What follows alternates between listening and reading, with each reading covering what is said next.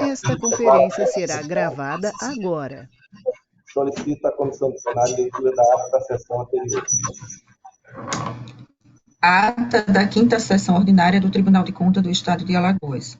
Aos 2 dias do mês de março do ano de 2021, foi realizada a sessão plenária desta Corte de Contas na forma online, por videoconferência, sob a presidência do excelentíssimo senhor presidente e conselheiro Otávio Lessa de Geraldo Santos, onde reuniram-se os senhores conselheiros, vice-presidente e conselheiro Fernando Ribeiro Toledo, conselheira Rosa Maria Ribeiro de Albuquerque, conselheira Maria Cleide Costa Bezerra, conselheiro Anselmo Roberto de Almeida Brito, conselheiro Rodrigo Siqueira Cavalcante, conselheiro substituto Sérgio Ricardo Maciel, conselheira substituta Ana Raquel Ribeiro Sampaio Calheiros, conselheiro substituto Alberto Pires Alves de Abreu.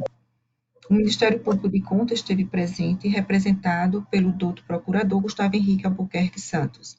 Havendo número para deliberar, o excelentíssimo senhor presidente declarou em nome de Deus aberta a sessão, solicitando a leitura da ata da sessão anterior que foi aprovada, ao tempo que foram lidas e aprovadas 2 resoluções normativas, ambas da relatoria do excelentíssimo senhor presidente, conselheiro Otávio Lessa de Geraldo Santos.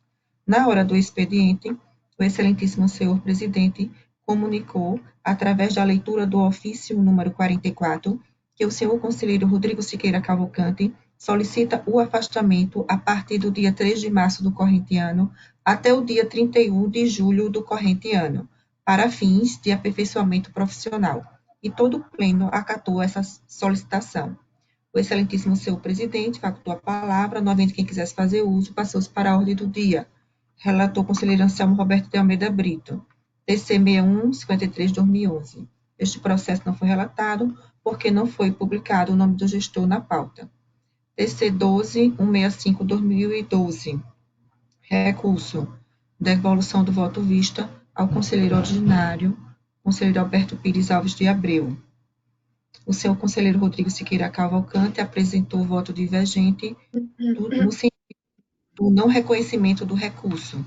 Vencedor, conselheiro Anselmo Roberto de Almeida Brito, acompanhada da senhora conselheira Rosa Maria Ribeiro de Albuquerque e do senhor conselheiro Sérgio Ricardo Maciel.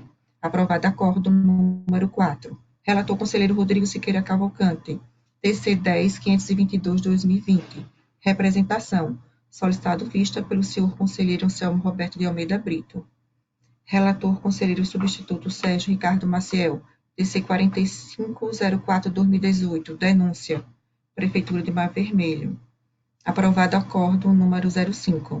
Não havendo mais processo a relatar, excelentíssimo senhor presidente facultou a palavra, não havendo quem quisesse fazer uso em nome de Deus e sua sessão, convocando-se para a próxima no horário regimental.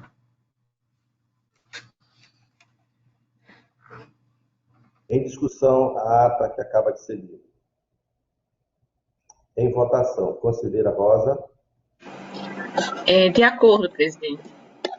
Conselheira Maria Cleide.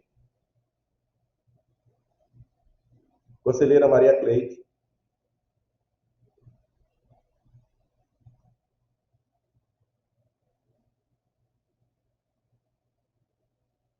Acho que ela está com problema de áudio. Eu retorno para ela. Conselheiro Anselmo. De acordo, senhor presidente. Bom dia, está me ouvindo, presidente? Estou ouvindo. Estou de acordo, presidente. Ok, obrigado, conselheira. Conselheiro Fernando. De acordo, senhor presidente. Conselheiro Sérgio. De acordo, senhor presidente. Conselheira Raquel. De acordo também, presidente. Aprovado. Está facultada a palavra às senhoras conselheiras, aos senhores conselheiros e o doutor Gustavo, representante do Ministério Público de Contas. Senhor presidente. Pois não, conselheira. Conselheira Rosa. Conselheira Rosa, pode falar. Presidente, eu gostaria de solicitar de Vossa Excelência que trouxesse para aprovação a ata da sessão do dia 28 de dezembro próximo passado, porque eu necessitei de uma cópia e ela não está assinada. Me foi repassada a cópia, mas não está assinada. Sob a alegação, a moça do plenário me falou, nos passou a informação de que ela não poderia ser aprovada só quando houvesse uma nova extraordinária. Mas nós entendemos e foi verificado que não há necessidade que a ata seja levada para aprovação só numa extraordinária. Imagine-se que leve mais do que 1 ano, 2, 3, para ter uma extraordinária, para então, assim, haver aprovação da ata. Aí eu gostaria de solicitar os bons préstimos de Vossa Excelência no sentido de trazê-la o quanto antes que ela seja aprovada. Muito obrigada. Tá. Trarei na próxima sessão, conselheira Rosa. Próxima terça-feira. Obrigada. Mas, de nada. Quem falou aí alguma coisa? Não tendo. Senhor presidente. Mais... Pois não, conselheiro. Apenas para lembrar aqui e prestar. Vocês me ouvem? Estou ouvindo. Ok. É só para fazer a lembrança e fazer as justas homenagens ao Dia Internacional das Mulheres, no dia de ontem, e aqui parabenizando a todas as servidoras do Tribunal de Contas com a passagem desse dia que não pode passar em branco, senhor presidente. Obrigado. Obrigado, conselheira Selma. Vossa Excelência foi bem lembrado e eu endosso as palavras, em especial às nossas conselheiras, que eu tive a oportunidade de colocar no nosso zap, mas a todas as funcionárias que labutam no dia a dia aqui do nosso tribunal. Infelizmente, nós não pudemos ter feito uma coisa maior, mas com relação à falta da presença física. Mas fica aí, vamos dizer assim, gravado essa lembrança, e com certeza é um dia especial para todas as mulheres. Então, de parabéns. Senhor presidente. Pois não, conselheiro Fernando. Eu gostaria de me associar à lembrança inaugurada pelo conselheiro Anselmo e o complemento feito por Vossa Excelência em parabenizar a todas as mulheres desse nosso Estado, representado naturalmente por aquelas que estão aqui conosco, as nossas conselheiras substitutas, também, e todas as demais, a coordenação do plenário que está sempre trabalhando conosco, e naturalmente a todas as servidoras do Poder, do Tribunal de Contas e as demais alagoanas. Muito obrigado, senhor presidente. Ok, conselheiro. Senhor presidente. Conselheiro Sérgio. Fazendo coro aos demais conselheiros, eu também gostaria de registrar meus parabéns a todas as mulheres, especialmente aquelas que fazem parte dessa Corte de Contas, inclusive todas as conselheiras aqui presentes. Obrigado, senhor presidente. Ok. Senhor presidente. Não quero mais. Conselheira Raquel, falou? Eu queria agradecer aí as palavras de todos os conselheiros, pela gentileza aí da lembrança e da forma como sempre fomos tratadas aqui, e estender também meus parabéns à conselheira Rosa, à conselheira Cleide e a todas as outras servidoras.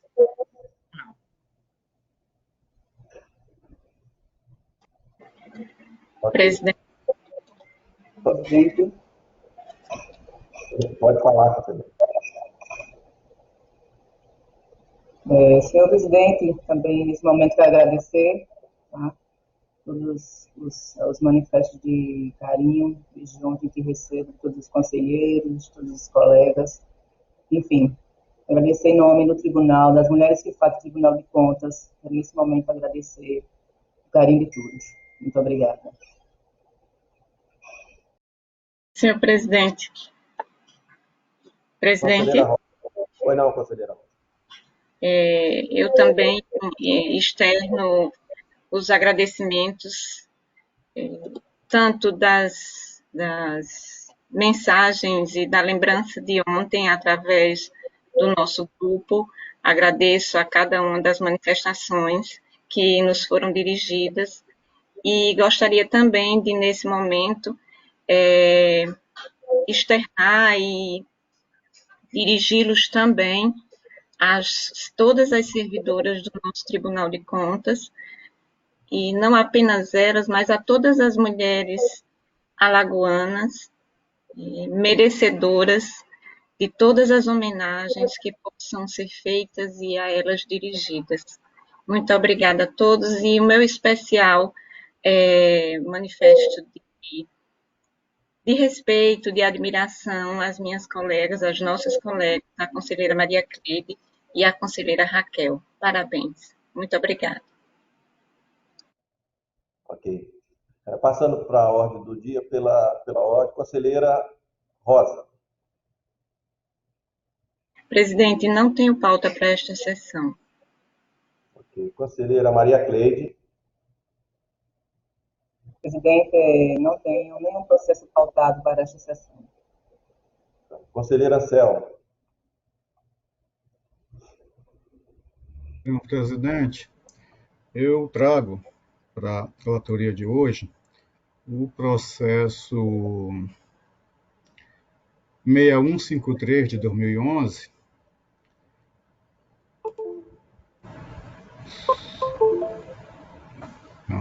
só um minutinho, excelências.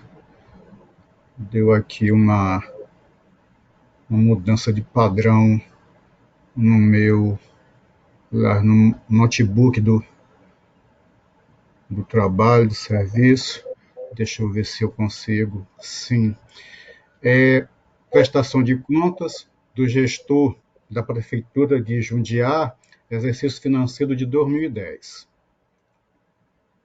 Eu peço venha para entrar logo na relatoria, tendo em vista que as competências do Tribunal de Contas para análise, deliberação, julgamento a respeito do ter o conhecimento de Vossas Excelências. Assim, passando já ao relatório, repito, os autos tratam da prestação de contas de governo do senhor Berualdo Rufino da Silva, prefeito do município de Jundiá, no exercício financeiro de 2010. Nos autos constam o relatório AFO-DEFAFON 43 de 2012, apontando o cumprimento da aplicação mínima constitucional em ensino, em seus cálculos 26 inteiros e 30 centésimos por cento, o cumprimento da aplicação do Fundeb na remuneração dos funcionários do magistério, com um percentual de 60 inteiros e 85 centésimos por cento, o cumprimento da aplicação mínima constitucional em ações e serviços públicos de saúde, no importe de 15 inteiros e 71 centésimos por cento, o descumprimento do limite máximo com as despesas de pessoal do Poder Executivo, no percentual, de 55 inteiros e 24 centésimos por cento, e o déficit orçamentário no valor de R$ 672.120, assim como do déficit financeiro no valor de R$ 281.000. A diretoria posicionou-se, então, pela emissão de parecer prévio recomendando a aprovação das contas em questão, em que pese ela mesma ter identificado as situações constantes dos itens 2.4 ao 2.6 acima, que é o descumprimento do limite máximo de despesas de pessoal do Poder Executivo, o déficit orçamentário de cerca de 632 mil e também financeiro no valor aproximado de R$ 281.000. A seguir, o processo foi encaminhado à Procuradoria, que manifestou-se a respeito, apenas fazendo tirando algumas informações do relatório da diretoria técnica e informando que o relator, na caso entendesse necessidade de complementação, poderia diligenciar, quer interna, quer externamente.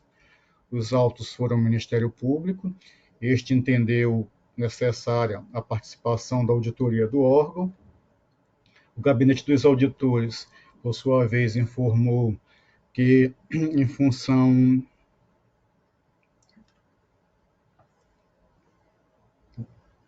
só um minutinho.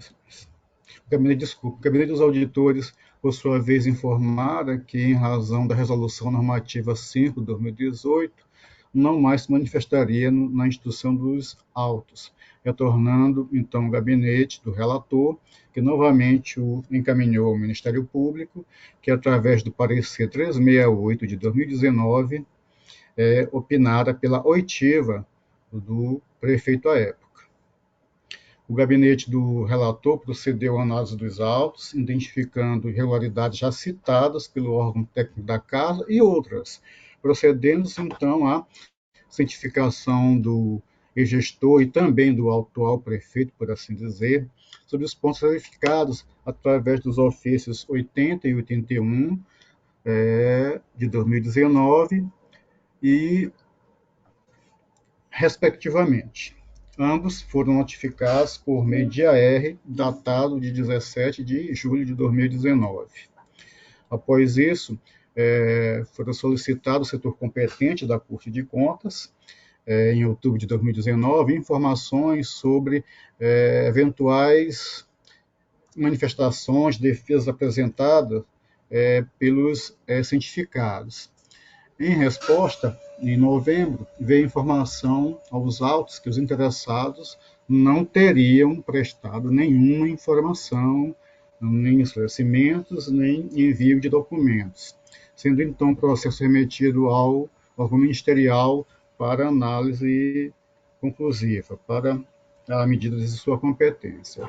Em apertada síntese, o Parque de Contas, através do novo parecer 2191 de 2020, evidenciou algumas situações. A ausência de documentos obrigatórios, tais quais PPA, LDO, RGFs, REUs, e o relatório parecer do Sistema de Controle Interno. Frustração de receita, ausência de planejamento quanto à arrecadação municipal, déficit orçamentário no valor de 672 mil aproximadamente, autorização para abertura de créditos adicionais na LOA em limite irrazoável, 50%, abertura de créditos adicionais por anulação de dotação em montante superior ao autorizado na LOA, já que a LOA tinha autorizado irrazoavelmente, segundo o entendimento do Ministério Público, 50%, o Ministério Público verificou que houve abertura de créditos adicionais no valor de 54 inteiros e 26 centésimos por cento, então mais de 4 pontos percentuais acima. Anulação de dotação vinculada ao plano de trabalho convênio, não comprovação do excesso de arrecadação, utilização de remanejamento, transposição e transferência sem autorização legal, descumprimento do limite de despesas com pessoal do Poder Executivo, no montante já antes informado, de 55 inteiros e 24 centésimos por cento, descumprimento do mínimo em ensino, segundo o Ministério Público, no percentual de 24 inteiros e 36%, repasse a maior do 12º ao Poder Legislativo, e, na sua conclusão, entendeu de forma preliminar pela notificação ao ex-prefeito e, a caso não ofertada, a defesa, não ofertada essa justificativa, opina pela rejeição das contas anuais. Esse é o relatório, senhor presidente e demais colegas. Doutor Gustavo. Senhor presidente, considerando tudo que relatado pelo conselheiro São Brito, o Ministério Público reitera o parecer ofertado dos autos e opina pela rejeição das contas, opina para que o tribunal emita um parecer prévio rejeitando as contas do referido gestor. Conselheira Selma. Excelências, da análise que fizemos, de fato, não encontramos no tribunal, não foi enviado, por mais que pesquisássemos nos vários sistemas da Corte, nem o PPA e nem a LDO para o respectivo exercício, que é o de 2010. Isto, evidentemente, já vai de encontro ao calendário de obrigações dos gestores públicos desta Corte de Contas.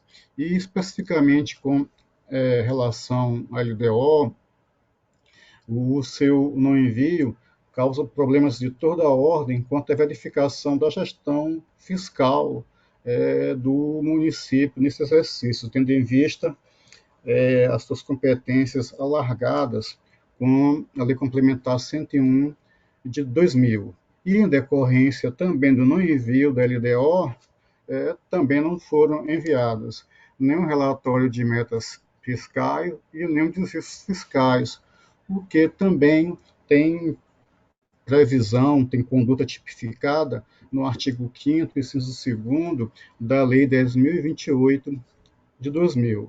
Em resumo, prejudica ou, a depender do ângulo que se observe, até impossibilita a análise, como eu já disse antes, da gestão fiscal da municipalidade. E discorro, como todos já sabem, da questão do encadeamento lógico e dependente dessa tríade orçamentária, que é o PPA, que é a LDO e que é a Lua, mesmo porque a LDO é um forte instrumento de conformação de como deve ser elaborada a Lua.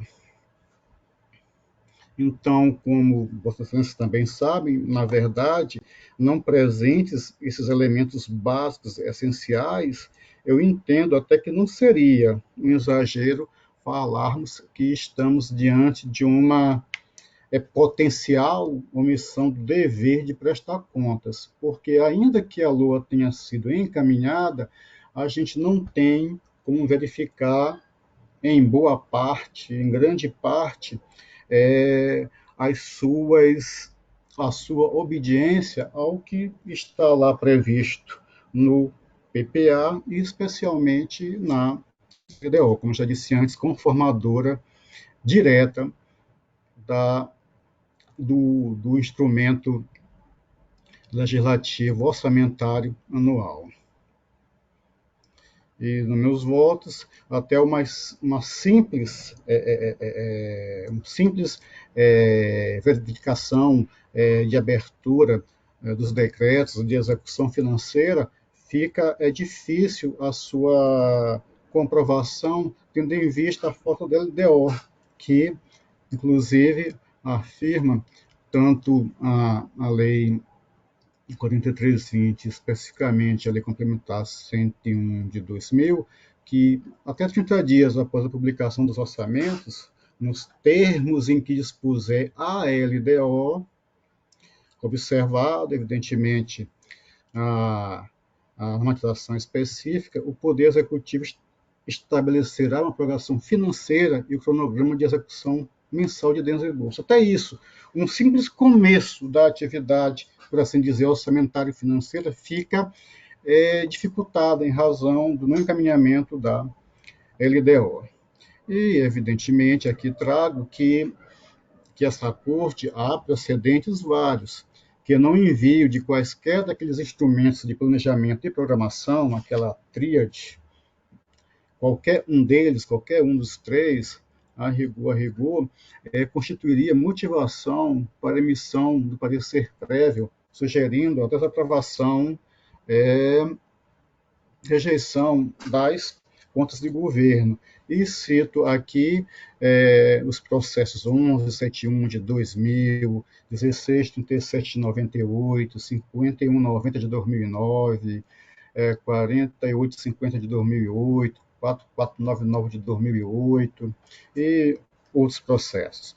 Entendemos, então, após o que foi verificado até agora, que essas peças, e até as peças oriundas desses demonstrativos, que seriam elaboradas, as peças contábeis, um exemplo singelo, tais quais o balanço orçamentário, e até as fiscais, contidas na pretensa prestação de contas, eventualmente podem carecer de alguma legitimidade, pois faltando aqueles elementos fundamentais de adequação, de compatibilidade e da possível veracidade das informações nelas lançadas.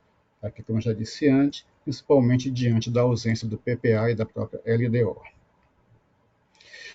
Aliado ao encaminhamento, ao não encaminhamento desses dois instrumentos orçamentários, registramos também que, de fato, não foram enviados nenhum relatório de execução, resumida execução orçamentária, ou seja, do primeiro ao sexto bimestre nada foi enviado à Corte de Contas. E mesmo os relatórios de gestão fiscais também do primeiro ao terceiro bimestre não foram encaminhados. E, evidentemente, como é do conhecimento de todos, contraria o nosso calendário de obrigações dos gestores públicos e também, quanto ao RGF, constitui outra conduta aqui tipificada na Lei 10.028, no artigo 5º, no seu inciso 1º. No que diz respeito à questão do percentual fixado na LOA para a abertura de créditos adicionais, de fato, 50% representaria uma espécie de mudança nesse patamar de 50% do orçamento sem autorização legal específica do titular do controle externo, que seria, no caso, a Câmara Municipal. Mas, pior do que isso, abriu créditos adicionais no valor de 54 inteiros e 26%, ou seja, 4 pontos percentuais acima do que permitia, vou utilizar aqui o termo do Ministério Público, irrazoavelmente a LOA. Além do patamar, graduado, na prática foram abertos créditos adicionais em 4 pontos percentuais, mais de 4 pontos percentuais acima do que é autorizado pela LOA.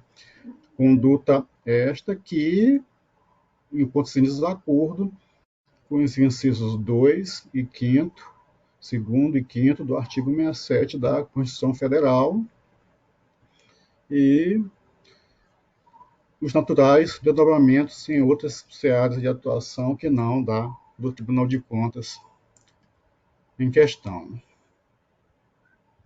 Chamamos também a atenção ao decreto número 20, de 1º de dezembro de 2010, que suplementou cerca de R$ 1.247.000 e anulou apenas R$ 882.000, utilizando-se de excesso de arrecadação na cifra de R$ 365.000, como foi apontado pelo órgão ministerial, sem a comprovação da fonte de recurso, fato que contribuiu para a extrapolação daquele limite de 50% previsto na LOA, vedado isso, evidentemente, pela regra disposta no artigo 67, inciso 5º, parte final da Carta Maior.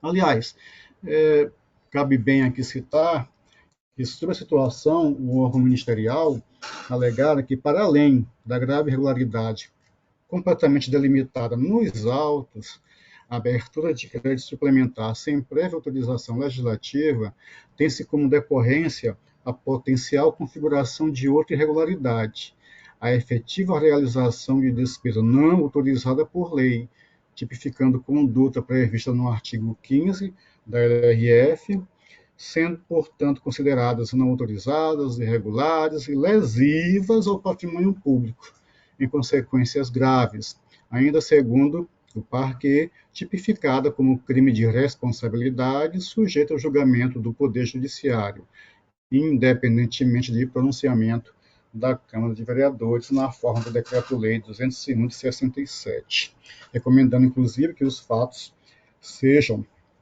noticiados ao Ministério Público Estadual, titular da ação penal, a fim de que analise a viabilidade da eventual persecução. Observamos também, Excelência, a falta de planejamento, pelo menos ali do que consta da LOA, entendam bem, quanto à questão da estimativa e da arrecadação de receitas. E trago a exemplos que, por exemplo, do imposto de renda estimado no valor de 140, foram arrecadados 52 mil, que do IPTU estimado em cerca de 25 mil reais, foram arrecadados 2 mil reais, que do ITBI estimado em 8 mil reais, foi arrecadado 492, e que de um montante de taxas de quase 70 mil, foi arrecadado apenas 1.400 reais. Então, na verdade, isso demonstra uma falta de planejamento quanto à previsão e à arrecadação das receitas públicas, conforme os preceitos contidos nos artigos 22, inciso 3º, alíneas A, B e C, 29 e 30, todos da Lei 4.320 de 64, assim como da Lei Complementar número 101 de 2000, em seus artigos 1º, parágrafo 1º e 12. Houve também déficit orçamentário no valor de 672 mil reais. Eu estou aqui arredondando para facilitar a leitura. Resultante da diferença entre a arrecadação das receitas, 9.800.000, e a execução da despesa, 10.500.000, no exercício de 2010, conforme demonstrado no balanço orçamentário da folha 70. Ou seja, orçamentariamente, gastou-se mais do que conseguiu o município arrecadar no exercício. E ainda, considerado o excesso de arrecadação utilizado no exercício, no valor de 365, que aqui 365 mil, que aqui trazemos apenas para exemplificação a argumentação, ainda que fosse regular, persistiria o déficit orçamentário na cifra de 306 mil, ou seja, de uma forma ou de outra, gastou-se mais do que arrecadou-se. E evidentemente que essa conduta, em regra, ela vai de encontro à previsão da Lei 4320, no artigo 48, a linha B, e precisamente no artigo 1º, parágrafo 1º e 9º da própria lei complementar, e é fator gerador do endividamento público. E trago aqui, como já trouxe em outros votos, o entendimento em um voto,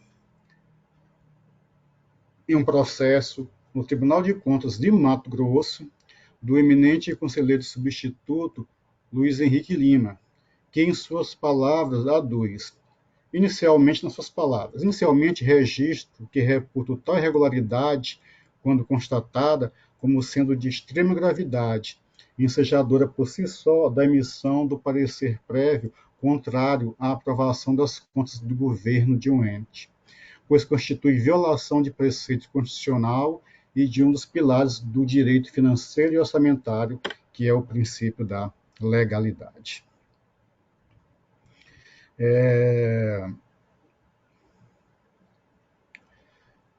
Também verificou-se um déficit financeiro da ordem de 281 mil, fator que demonstra, inclusive, robustece, na verdade, o descontrole orçamentário e financeiro na municipalidade.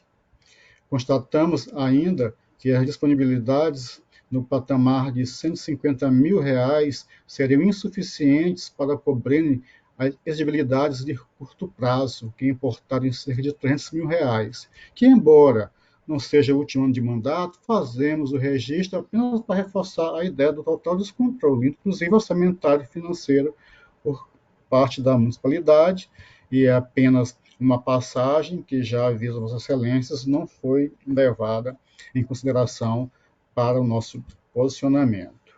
No mais, verificamos remanejamentos de dotações orçamentárias na ordem de mais de 3 milhões de reais. E, de início, são vários decretos. Eu apenas destaco um aqui, em que há esse remanejamento do gabinete do prefeito para as secretarias de Administração e Finanças e para a Secretaria de Assistência.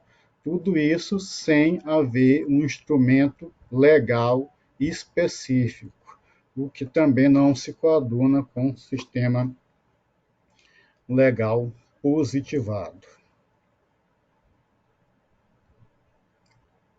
Também aqui eu trago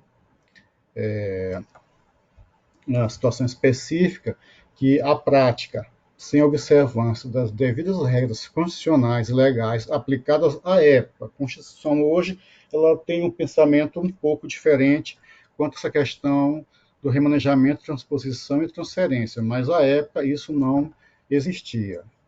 E em clara afronta ao disposto no inciso 6º do artigo 67 da Constituição de 88. Também trago aqui que há precedente que essa prática ensejaria a reprovação de contas, como o caso relatado no processo 6450 de 2012, pertencente à relatoria do auditor substituto do conselheiro Sérgio Ricardo Maciel, e em outros processos, 5131 de 2014, 5655 de 2007, 4410 de 2007, 3388 de 2005 e 5655 de 2007, de nossa relatoria.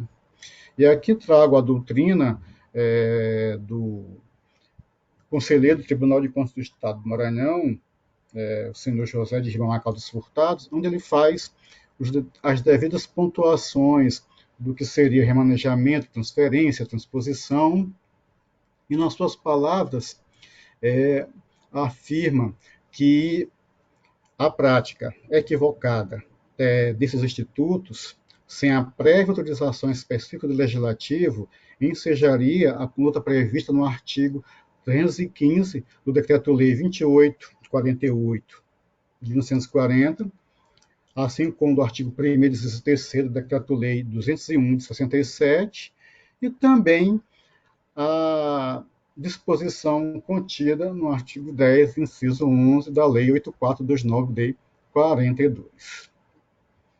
Trago aqui também como os elementos em que há registro contábil, por menor que seja o valor, mas sem a devida conciliação bancária, o que faz com que os registros contábeis, pelo menos na sua parte financeira, o registro esteja sendo realizado sem suporte em documentação comprobatória hábil, o que, de certa forma, também deixa dúvida quanto à regularidade dessa estruturação contábil.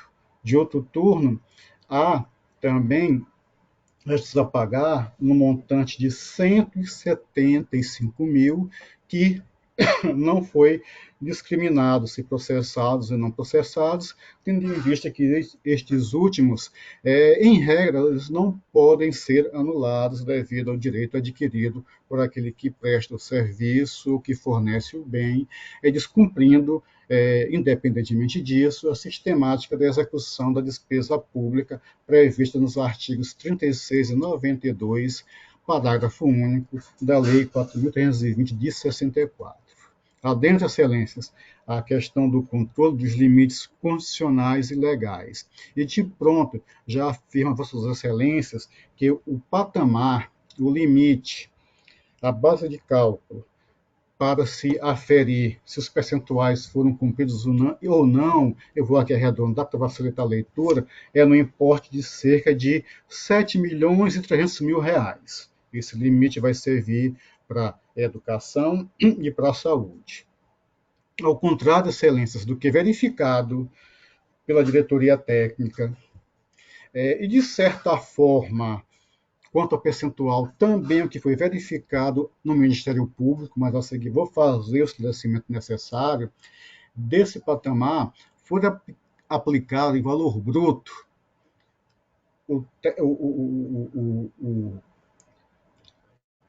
a base é 7.300.000.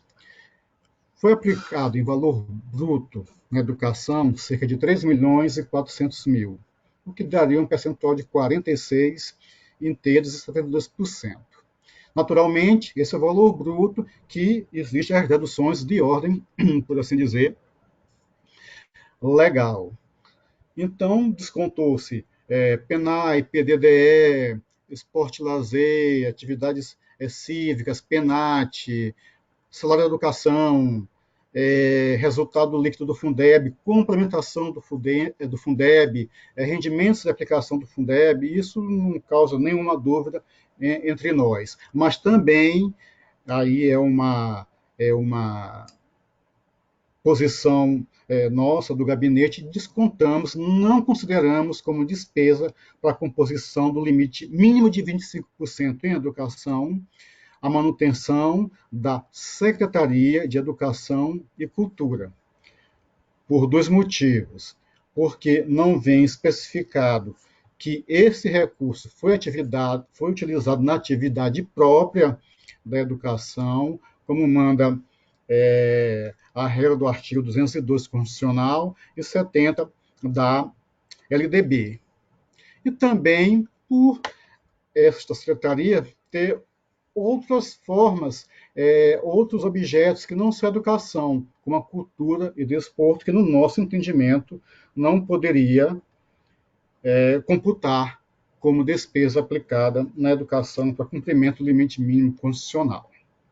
Desta feita, com estas deduções, o limite em educação, que na verdade, segundo o relatório técnico do Tribunal de Contas, a diretoria competente, haveria o cumprimento, nós encontramos o percentual apenas de 18 inteiros e 3 centésimos por cento de aplicação, ou seja, não cumprindo o limite mínimo de 25%. Acaso consideremos, e aí o valor vai coincidir com aquele levantado pelo Ministério Público, e se considerarmos, inclusive, a manutenção da secretaria no valor de 460 mil, o percentual também não é atingido. Ele chega ao montante de 24 inteiros, e 36 centésimos por cento. Ou seja, tanto na posição que nós adotamos, o gabinete adota, não atingiria o limite, e nem se considerando, como outros conselheiros adotam, que a manutenção da secretaria, computando-se o valor gasto em tal atividade, também não atingiria o limite mínimo. Então, de uma forma ou de outra, pelos cálculos, memória de cálculos elaborados no processo, no voto, não foi atingido o limite mínimo com educação. Com relação à aplicação do Fundeb, aqui, de fato, houve um valor aplicado de 60 inteiros e 76 centésimos por cento, cumprindo este dispositivo constitucional e legal. Com relação à aplicação, que é um controle que há algum tempo o Tribunal vem fazendo também, dos 95% dos recursos oriundos do Fundeb para aplicação no exercício, podendo 5% ser aplicado no exercício seguinte, em algumas situações, verificamos que também houve o cumprimento desse limite. Na verdade, foi cumprido mais de 100%. Na saúde, também verificamos que houve o cumprimento das despesas com saúde, cumprindo o limite mínimo constitucional, no percentual de 16 inteiros e 61 centésimos por cento. Embora sempre fazemos aquela ressalva, que do valor aplicado em saúde líquido de 1.210.000, 1.078.000 não foram feitos à custa ou conforme manda o figurino constitucional e a resolução 322 de 2003 do Conselho Nacional de Saúde, por intermédio do Fundo de Saúde. Essa fica aqui a ressalva, a informação que trago. Quanto ao repasse, excelências, ao Poder Legislativo, é uma situação inusitada. Verificamos que a receita base de duodécimo foi na ordem de 5, eu vou arredondar para facilitar o entendimento, de 5.900.000.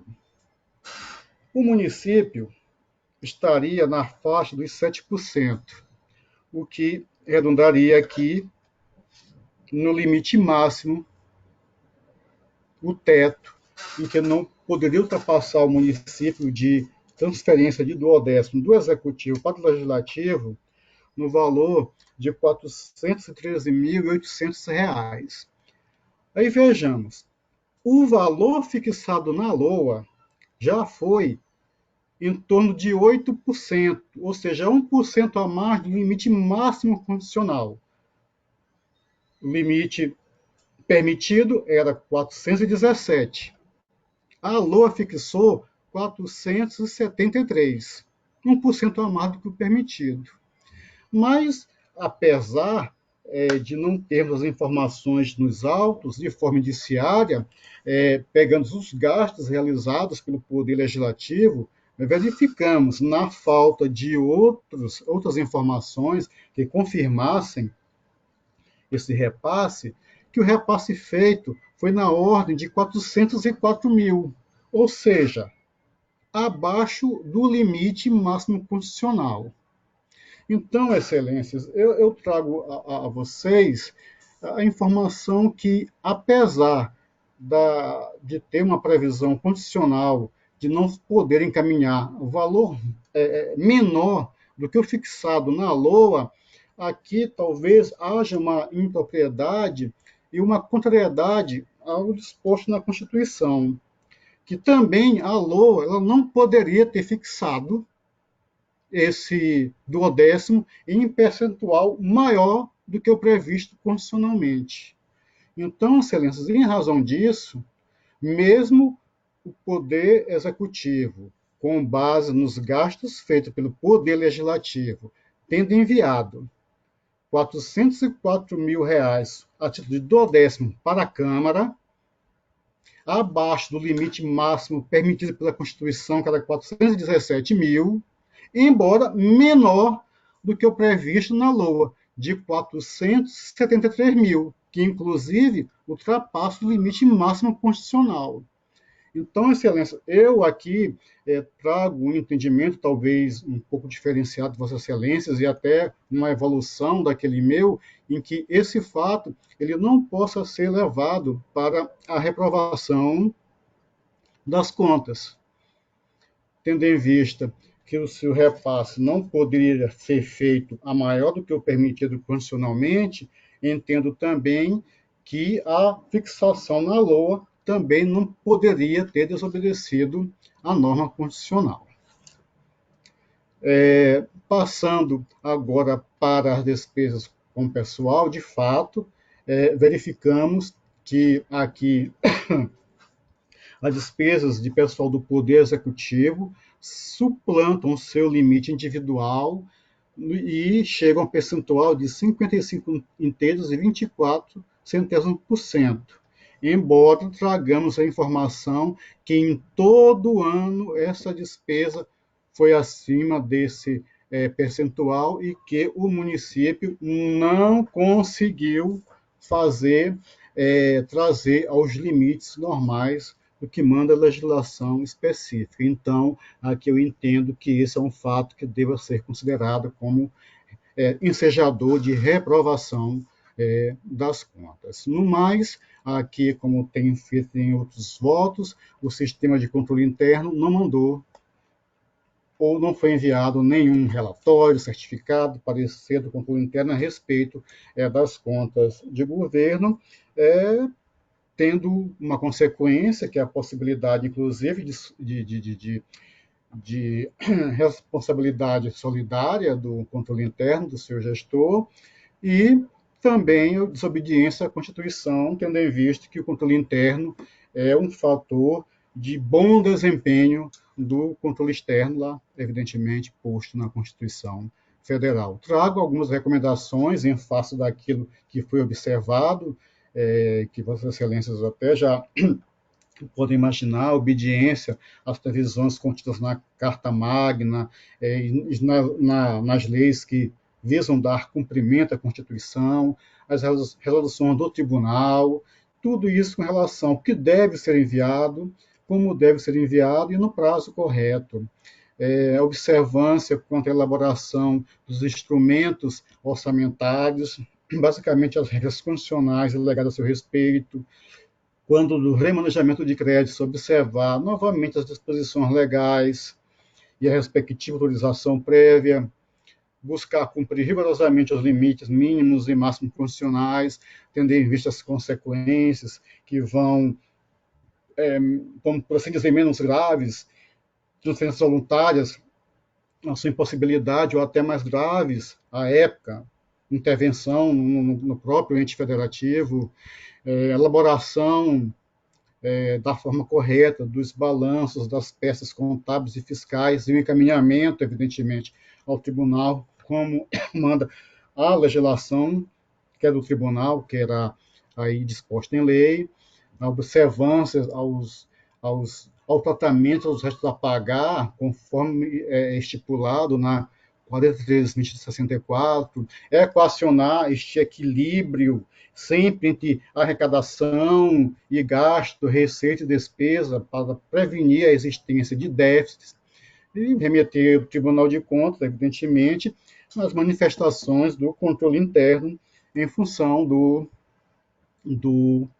das contas de governo prestadas anualmente pelos gestores. Então, excelências, com base no que foi aqui por mim relatado, eu trago o voto no sentido de emissão por esse tribunal de parecer prévio pela reprovação, rejeição das contas em função do não envio do PPA e da LOA, da falta do não envio do anexo de metas e riscos fiscais, como parte integrante da LDO, o não envio de todos os réus, primeiro ao sexto, e de todos os EGFs, primeiro ao terceiro, abertura de créditos adicionais acima do percentual estabelecido na LOA, utilização de fontes de recursos sem comprovação nos autos para abertura de créditos adicionais, o tal excesso da arrecadação, o déficit orçamentário na ordem de 632 mil, a utilização indevida de remanejamento, ou seja, sem autorização específica competente, na ordem de mais de 3 milhões de reais, descumprimento do limite mínimo em ensino constitucional, como previsto funcionalmente, e a extrapolação do limite máximo individual de despesas de pessoal do Poder Executivo. No mais, os dispositivos de praxe, a depender do que decida o tribunal, remessa dessa cópia e também com os autos do processo ao gestor para as suas manifestações, na forma do artigo 25, segundo da Lei Orgânica, o encaminhamento também da cópia deste parecer e do material que lhe deu origem, escoado o prazo recursal e também solicitando, com base no artigo 60, que após nos informe sobre o julgamento e a devida transparência a respeito, evidenciar ao Poder Legislativo Municipal, tal qual ao atual Poder Executivo do município, as recomendações aqui postas para evitar futuros sancionamentos a respeito de temas recorrentes, e remeter o processo ao FUNCONTAS para que nos informe de eventual instalação de procedimentos com o fito de buscar ou se existiu para conhecimento e informação instalação de processos pelo não envio da PPA, da LDO, dos demonstrativos fiscais, inclusive com relação à infração administrativa prevista na Lei 10.028. Informado o gestor da possibilidade de recursal na forma dos artigos 51 e seguintes da Lei Orgânica, retornar os autos do gabinete para as deliberações após o cumprimento dos dispositivos acima e publicizar o parecer prévio. Excelências, esse é o meu voto. Em discussão, o processo relatado pelo conselheiro Anselmo Brito. Conselheiro Anselmo. Conselheira Raquel. Eu queria só, não prestei atenção na data da prestação, de que ano é, e queria saber quando é que o gestor ele foi citado pela primeira vez a se manifestar.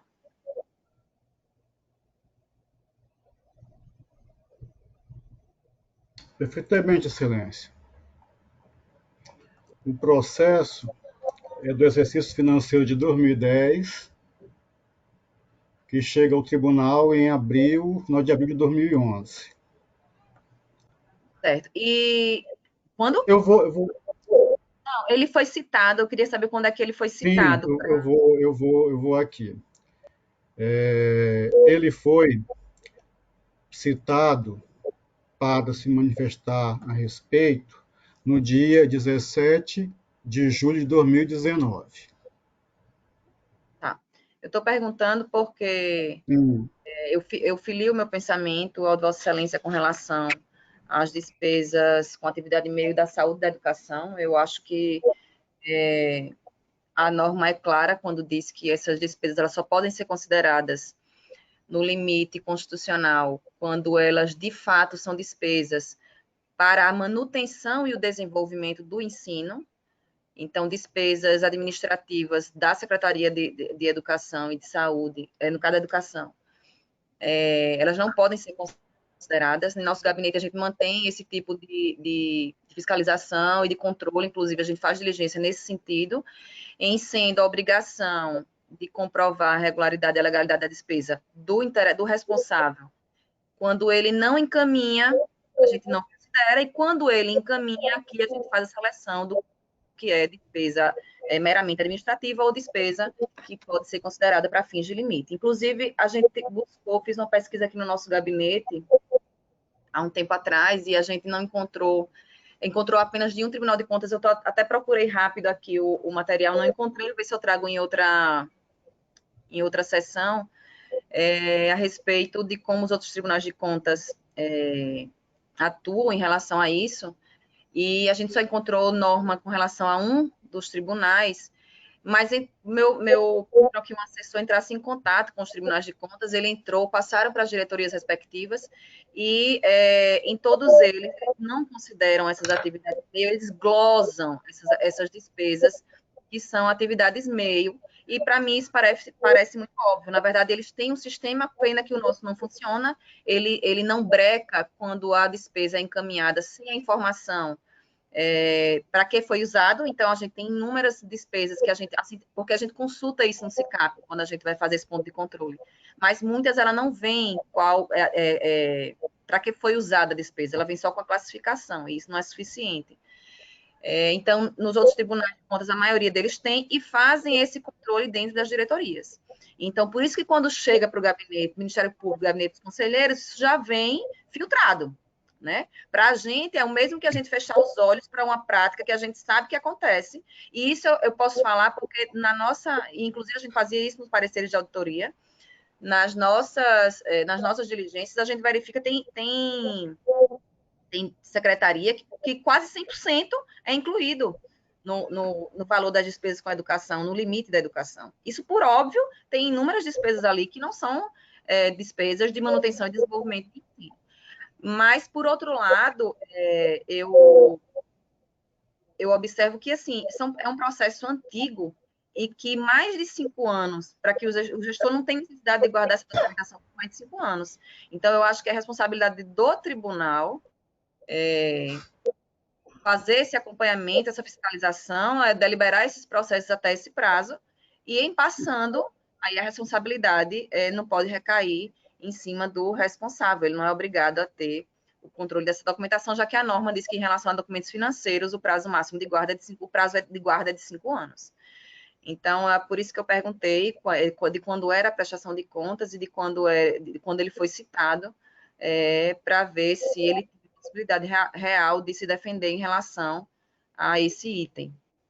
Só por isso. No que pertine à observação que Vossa Excelência fez em relação ao duodécimo, eu queria apenas lembrar que nós deliberamos, nós julgamos aqui uma consulta a respeito do tema que é o pré-julgado número 33, que, inclusive, ao final, ele fala justamente de quando é que o Executivo ele pode, unilateralmente, reduzir o 10º da Câmara Legislativa. E um dos trechos do pré-julgado fala claramente que a única exceção a essa regra, que é que o Executivo ele não pode reduzir unilateralmente, a única exceção a essa regra e, portanto, única situação autorizadora a possibilitar ao Executivo a repassar do 10º abaixo do valor previsto na LOA de forma unilateral é quando o montante autorizado no orçamento ultrapassar o limite previsto no artigo 29A da Constituição Federal. Então, eu acho que isso se coaduna também com a leitura que Vossa Excelência fez do seu voto, e, nesse sentido, eu compartilho do mesmo posicionamento. Eu quis só lembrar aqui que nós também já analisamos esse item.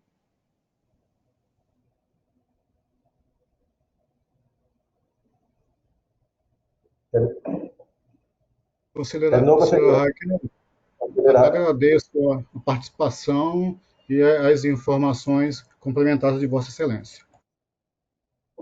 Continua a facultar a palavra. Não tendo quem queira mais fazer uso da palavra, pela ordem, conselheira Rosa. Presidente, em primeiro lugar, eu gostaria de pedir vista desse processo e segundo, também pedir a Vossa Excelência que, com relação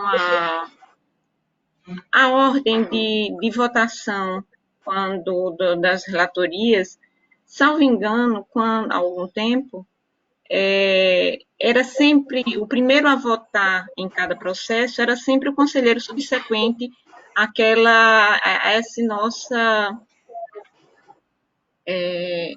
a nossa ordem aqui no tribunal. Um exemplo, eu sou a primeira a votar nos processos relatados pela conselheira Maria Cleide, sou a mais antiga. Nos processos relatados pela conselheira Maria Cleide, e assim subsequentemente, eu não sei se Vossa Excelência se recorda, mas nós temos tomado uma outra diretriz agora, eu sempre, como a decana, sendo a primeira a me manifestar em todos os processos na hora da votação.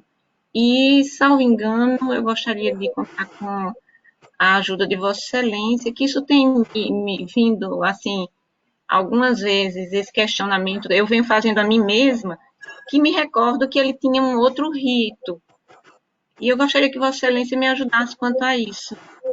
Então, Vossa Excelência tem razão. Esse rito, ele é mantido. Na verdade, eu me atrapalhei agora, tinha que ser o conselheiro Fernando. E quando só a gente mudou, quando era os substitutos ficavam pelo final. Então, voltava para a Vossa Excelência, que era a primeira, e depois seguiria a ordem. Esse hoje foi uma falha minha. Tinha que passar para o conselheiro Fernando, me atrapalhei, é verdade. Tá? Mas o rito está mantido, tá? Obrigado pela lembrança, conselheiro. Obrigado. Então, a Vossa Excelência pediu vista, não foi do processo? Isso. Então nem consultar, nem corrigir. Então, visto a conselheira Rosa, do processo relatado pelo conselheiro Anselmo. Continua a palavra, conselheiro Anselmo. E o que, Excelência? Excelência teria um outro processo, seria o processo, só um minutinho, processo 7865 de 2019, seria uma consulta, cujo relator originário, acredito que fora o conselheiro substituto Alberto Pires. Mas, infelizmente, Excelência, por aquela questão da publicidade sair equivocada, o processo vai ser remetido para o gabinete de Vossa Excelência para fazer aquela adequação, como já foi falado a respeito, senhor presidente. E, sendo assim, a minha pauta ficaria esgotada para o dia de hoje, senhor presidente. Ok, obrigado, conselheiro. Pela ordem, conselheiro Fernando.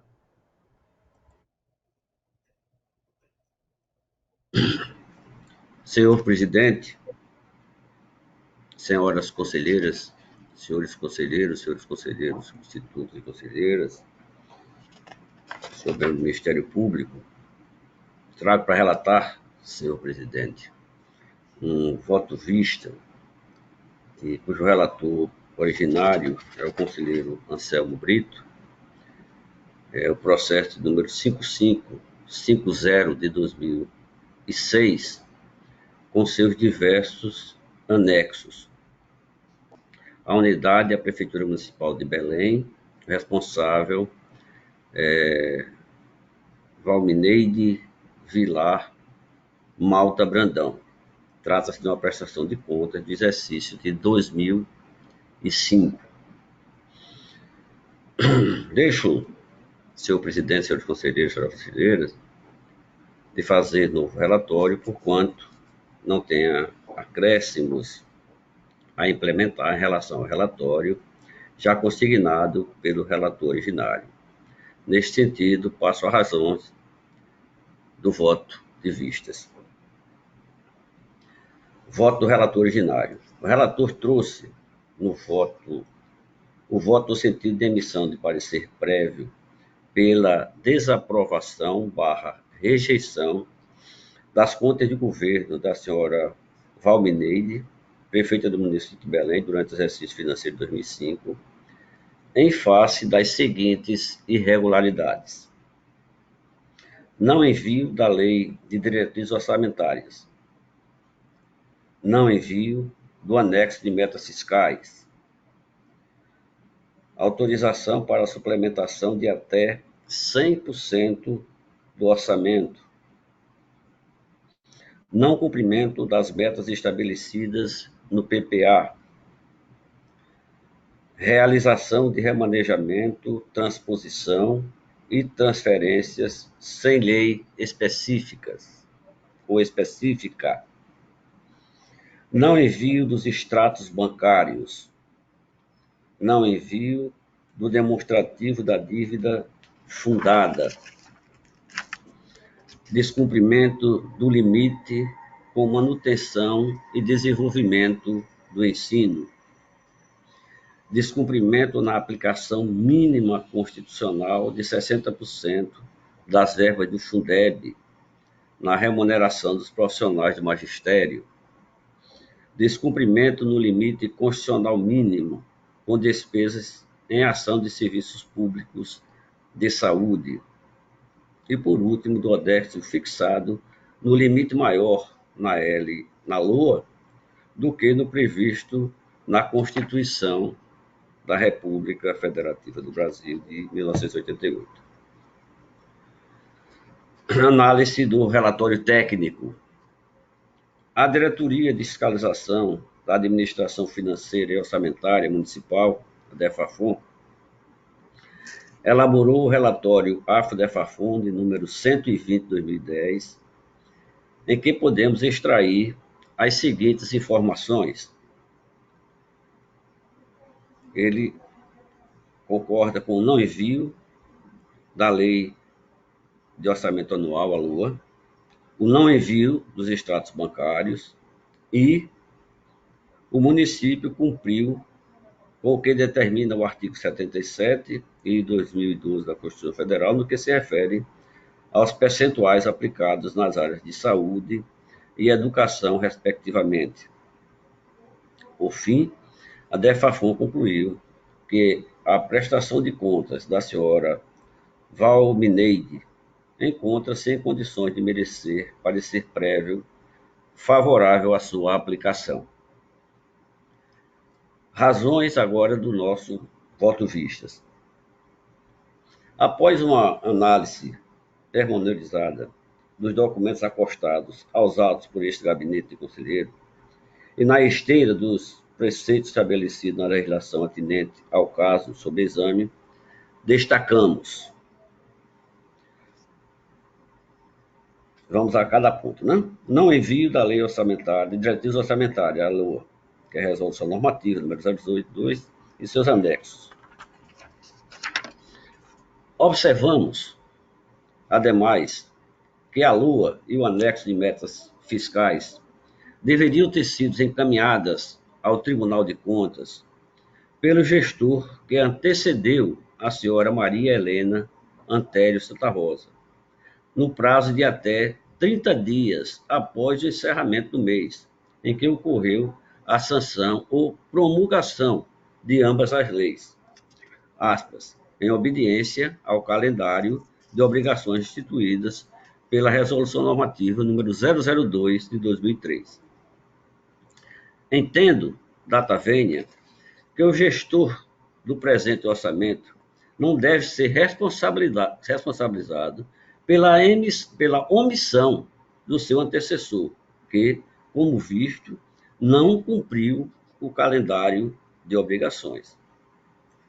Após análise dos autos por parte deste gabinete, foi encontrado na página 02 do processo anexo de número TC 2946 de 2018, ofício da Procuradoria do Município em questão, em resposta ao ofício número 18 de 2018, informando que não foram encontrados documentos da prestação de contas e nem de contabilidade de gestões recentes. Quanto ao exercício em análise, informou também que, aspas, como sequer existe arquivo, não é possível localizar documentos da década de 2000 a 2010, inclusive em relação ao Fundo de Previdência. Fecho aspas. Assim sendo, a gestora fica impossibilitada de atender a esta solicitação. Descumprimento, esse outro item, descumprimento do limite com manutenção e desenvolvimento do ensino. Após nova análise, verifica-se que a soma da arrecadação dos impostos das transferências constitucionais totalizou um montante de R$ 3.169.716,28. Assim, o município de Belém, ao ter gasto R$ 1.195.007,8 na manutenção e desenvolvimento do ensino, aplicou o correspondente a 37,70%, cumprindo, portanto, o limite mínimo determinado pela Constituição, conforme exibimos no quadro a seguir. E esse quadro, como os vossos excelências sabem, é um quadro pormenorizado, detalhado dessas transferências, dessas utilizações. Destaca-se que consideramos como despesas com educação o montante de R$ 782.091,70, no que foi estruturado na rubrica 12.220.012.025, denominada de manutenção das atividades da Secretaria de Educação. Há pouco foi debatido isso entre o conselheiro Rodrigo e a conselheira eminente substituta, doutora... Perdão, agora fugiu tudo. Deixa eu me concentrar aqui. Doutora Ana Raquel, perdão. Por entender que são despesas realizadas com atividades do sistema de ensino, conforme disciplina o inciso 5 do artigo 70 da Lei número 93/94 de 1996.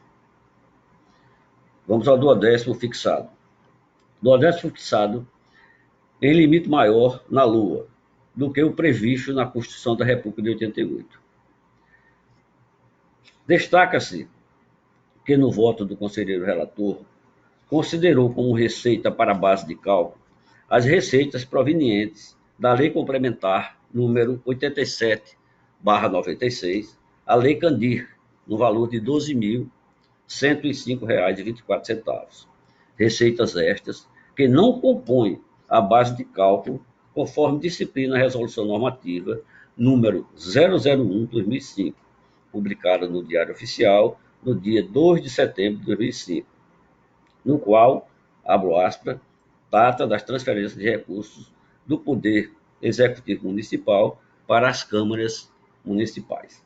Assim sendo, o relator originário apresentou o valor de R$ 2.946.835,18 como base de cálculo do duodécimo. Contudo, em nossa análise, desconsideramos as receitas arrecadadas provenientes da Lei Candir. A receita base de cálculo oferida foi de R$ 2.934.228,94, portanto, subtraindo esses R$ 12.105. Destaca-se ainda que o valor fixado na Lua para as despesas de 12º foi de R$ 314 mil, ficando acima do valor permitido no artigo 29A. O valor de repasse do 12º para a Câmara, no entanto, foi de R$ 232.864,50, ou seja, 0,07% acima dos 8%, que estava fixado, que seria, na verdade, de R$ 234.778,40, estabelecidos pela Constituição Federal de 88. E aqui eu trago também uma base de cálculo. Considerando o princípio da insignificância e da razoabilidade, não seria coerente aplicar sanção ao gestor por aplicar 0,07% a menor do que o estabelecido na Constituição. O princípio, aqui faço essa pequena observação, o princípio da razoabilidade é uma diretriz de senso comum, do bom senso, aplicado ao direito. Sua existência é fundamental para o controle de discricionalidade concedido em favor dos agentes administrativos. Por diversas vezes, o legislador não define a melhor solução para o interesse público, mas outorga aos agentes a competência de fazê-lo, em vista das peculiaridades dos casos concretos que eles são apresentados. Portanto, senhoras e senhores, trago o meu voto vista da seguinte forma. Da análise levada a efeito nos autos do processo TC 5068 de 2009, que trata das contas de governo da senhora Valmineide Vilar Malta Brandão, gestora do município de Belém no exercício financeiro de 2005, remetida a essa Igreja Corte de Contas para fins de emissão de parecer prévio e considerando como fator determinante apenas o descumprimento na aplicação mínima constitucional de 60% das verbas do Fundo de Desenvolvimento do Ensino e o descumprimento do limite constitucional mínimo com despesas em ação e serviços públicos de saúde, considerando esses dois pontos, apresento o voto para que o Pleno dessa Igreja Corte de Contas, no uso de suas atribuições constitucionais, legais e regimentais, decida emitir parecer prévio nas contas de governo da referida gestora do município de Belém no exercício financeiro de 2005, recomendando ao Legislativo Municipal, quando do seu julgamento, que este seja pela reprovação/rejeição, amparado no artigo 31, inciso 1º e 2º da Constituição Federal, no artigo 36, parágrafo 1º da Constituição do Estado de Alagoas, no artigo 82, parágrafo 1º da Lei 4.320/64, e nos demais itens que o norteiam, e no artigo 6º, inciso 2º, primeira parte do regimento interno desta Igreja Corte de Contas. P. Solicitar à Câmara de Vereadores que recomende ao atual prefeito, ou gestor, gestora, que me parece a senhora Ana Paula Antero Rosa Barbosa, que não cometa as irregularidades ou ilegalidades apontadas.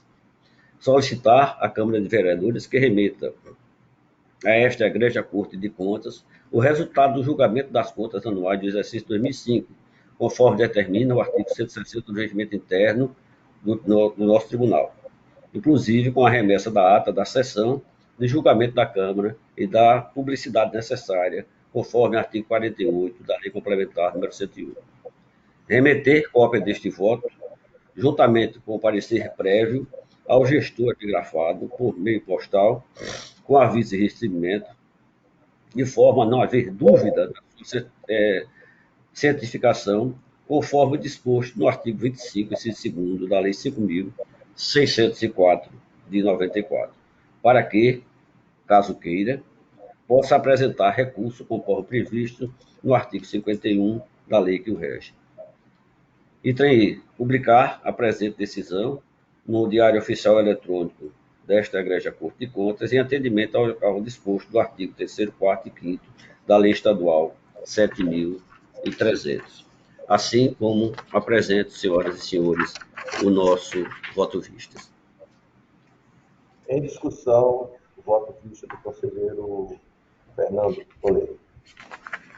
Senhor presidente. Pois não, conselheira Célia. Excelência, eu gostaria de saber, eu não sei se eu ouvi atentamente, mas parece-me que o conselheiro, quando relatou, informou que foram juntados informações, processos, quando este processo objetivista está ou estava sob a sua responsabilidade. Eu queria só confirmar se foi isso mesmo que eu vi. Não. Nós já verificamos material. Eu não fiz nenhuma diligência, senhor conselheiro. Apenas nós usamos o material já existente nos autos. Ok. Excelências, vejam só. Os pontos, como bem relatou o conselheiro Fernando, em que me levou à reprovação, foram os seguintes. O não envio da LDO. O conselheiro Fernando, quando relatou, falou, acredito eu, que de lei orçamentária ao invés de LDO ou vice-versa. Mas eu, considerando que seja LDO, não, nós entendemos que Vossa Excelência talvez estivesse se referindo à LDO a respeito. Além disso, temos o não envio dos anexos de metas fiscais, que, claro, são parte integrante da LDO, como todos sabem. A autorização de suplementação na lei de até 100% do orçamento, ou seja, como nós costumamos dizer, um orçamento todinho paralelo ao que foi aprovado pelo titular do controle externo. Não cumprimento das metas estabelecidas no PPA. O PPA veio, lá tem várias metas, e as metas não foram cumpridas. Conforme artigo 176, inciso 7º da Constituição, desculpem, artigo 176, inciso 1º, seu parágrafo 6º, da Constituição Estadual de 89, e artigo 65, parágrafo 1º da Constituição Federal de 88. Realização de remanejamento, transposição e transferência sem lei específica. Não envio dos extratos bancários. Não envio da demonstração da dívida fundada. Conselheiro, com licença, pela ordem, conselheiro, eu acho que caiu aqui o sistema do... Os demais conselheiros são fora do ar, então eu acho que o sistema aqui deu uma quedinha. Vamos aguardar um pouquinho. É que eu estou no iPhone e estou no do tribunal, então no computador caiu. Estamos só nós três que estão fora. Tá, tem som aqui também, cadê o som?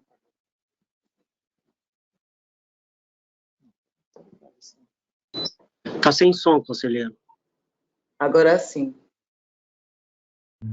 Desculpe, eu estou observando apenas agora a conselheira Rosa, conselheiro Sérgio e a senhora conselheira Cleide. Isso, conselheiro. Eu acho que foi algum probleminha aqui no sistema daqui do tribunal. Nós estamos aqui no TC. Isso. Vou dar 2 minutinhos para que possamos continuar.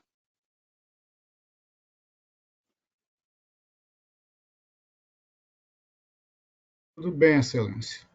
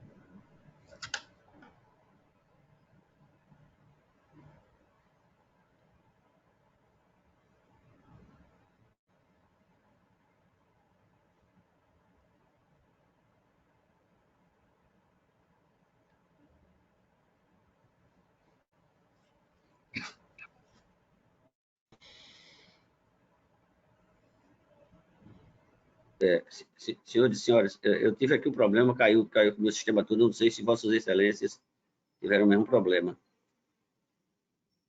Aqui também, só consegui voltar agora. Eu estou tentando restabelecer a câmera aqui, um minutinho só, eu já estou vendo Vossas Excelências, mas a minha câmera ainda está escura, eu vou tentar aqui retornar.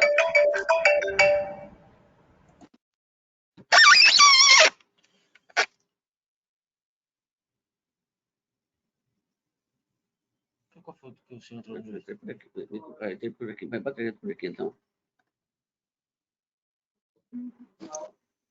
Conselheira Raquel se encontra no tribunal, não, né? Foi para o tribunal. Estou no tribunal. Mas você conseguiu voltar no computador, no iPhone, outro computador? Não, é porque eu consegui pelo notebook. O meu notebook ele não é no Wi-Fi, ele é no cabo aqui, porque o Wi-Fi eu não consigo conectar. Aí ele caiu todo mundo aqui no gabinete, todo mundo caiu. E aí agora eu consegui voltar. Mas o Alberto, por exemplo, ainda não conseguiu. Nem o presidente também. Estamos aguardando o presidente. O Fernando está conseguindo voltar. Eu acho que foi o sistema do Wi-Fi daqui, pode ter sido. Eu acho que sim. Acho que foi tudo. Acho que foi o Wi-Fi e o cabo. Eu acho que o cabo voltou e o Wi-Fi ainda não. Está voltando aqui.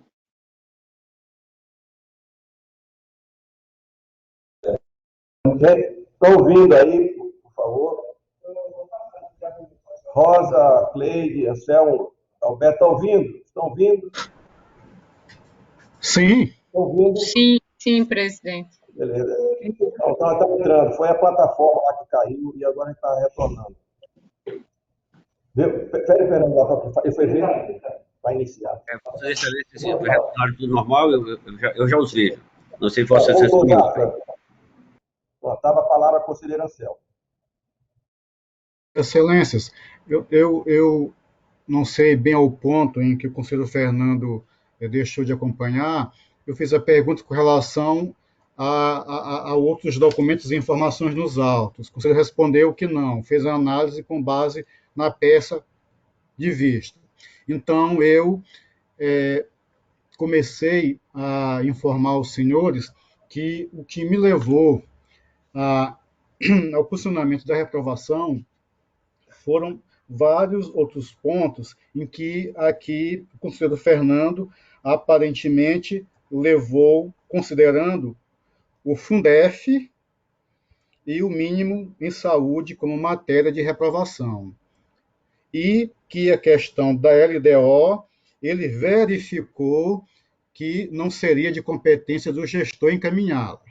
Isso é um ponto também que há uma discussão, há uma divergência, mas foi a fala do conselheiro Fernando.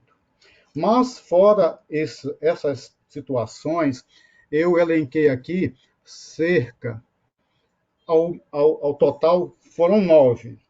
O conselheiro Fernando, pela sua leitura, quando ele informa que a LDO não seria a competência do gestor, automaticamente abarcaria, esse foi o primeiro item. O segundo item, que foi o não envio do anexo de metas fiscais, porque ele é parte integrante da LDO.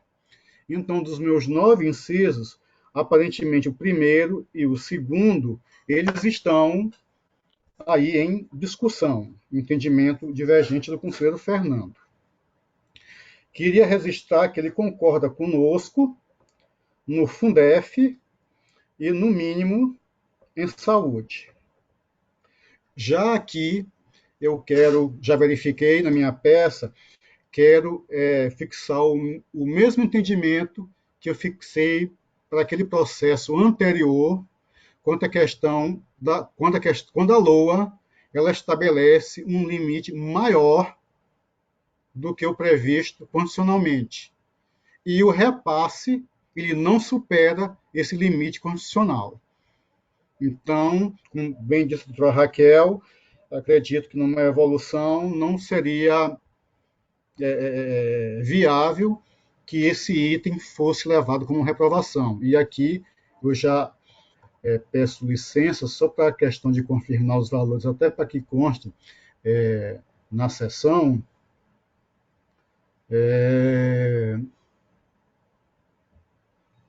de fato, o valor fixado na LOA foi 314 mil, que nos meus cálculos seriam 10,66, mesmo entendendo que o senhor Fernando entendeu que desse valor parece que 12 mil reais não deveriam fazer parte, e 12 mil reais redundaria aqui num patamar de 302 mil, que ainda assim seria maior do que o previsto constitucionalmente, mas que, pelo que consta dos autos, o repasse foi, nos meus cálculos, 232 mil abaixo do percentual máximo, que nos meus cálculos foi 235. Por aí, mas sem considerar a informação que foi de Fernando, mas por aqui eu já posso evoluir e mudar meu entendimento, que esse ponto também eu concordo com o senhor Fernando, nós não levemos para a reprovação das contas. Então, na verdade, dos 9 pontos, tem discussão primeiro, o segundo, o Fundef ele concorda, a saúde ele concorda, já foram 4. Com mais esses 5 do duodécimo, com mais esse do duodécimo, são 5. Então, ficaram, senhores, em discussão 4 outros pontos, que seriam os seguintes: não cumprimento das metas estabelecidas no PPA, a realização do remanejamento, transferência e transposição, o não envio dos extratos bancários, o não envio demonstrativo da dívida fundada, e aqui vou colocar mais um ponto de discussão, a questão da educação, que eu tenho esse entendimento, como bem conversou, falou, complementou com a senhora Raquel, e com maior respeito aos outros julgadores que pensam diferente, mas que ficaria ainda em discussão o item meu aqui, que é o item 8, da questão da educação, e descumprimento, saúde, duodécimo. Isso, seriam esses pontos, então. Recapitulando, para que Vossas Excelências não percam o raciocínio, e eu não ajude a fazer isso. Suplementação de até 100% do orçamento, que ficou sem um debate, só com a minha informação. Não cumprimento das metas do PPA, 2. Remanejamento, transposição e transferência, 3. Não envio dos status bancários, 4. E não envio do demonstrativo de dívida fundada, 5. Na verdade, quero recapitular, não foram 9 tópicos, foram 11 tópicos que eu levei como razão de reprovação. Desses 11 tópicos, esses 5 que eu acabei de recapitular, de falar, eles estão sem o debate, a contra-informação do conselheiro Fernando a respeito. Então, Excelência, assim, se não há essa contra-informação, a rigor, esses fatos também, a depender do que decidir o pleno, Vossa Excelência teria implicitamente concordado, salvo engano, Excelência. Senhores conselheiros, senhora conselheira, senhor relator, resta razão a Vossa Excelência a me referir sobre a omissão, porque nos pontos que nós atacamos, são pontos que nós, digamos assim, encontramos formas aritméticas de enfrentá-los. Essas outras situações, nós entendemos que isso cabe ressalva e não seria pontos de reprovação. Esse é um entendimento aqui adotado pelo nosso gabinete, senhor presidente, senhor conselheiro, senhoras conselheiras. Continua facultada a palavra. Não tendo quem queira fazer mais uso, agora, conselheira Rosa, Vossa Excelência mesmo. Agora seria Vossa Excelência. Presidente, eu gostaria de pedir vista deste processo também. Ok. Então, pedido de vista da conselheira Rosa.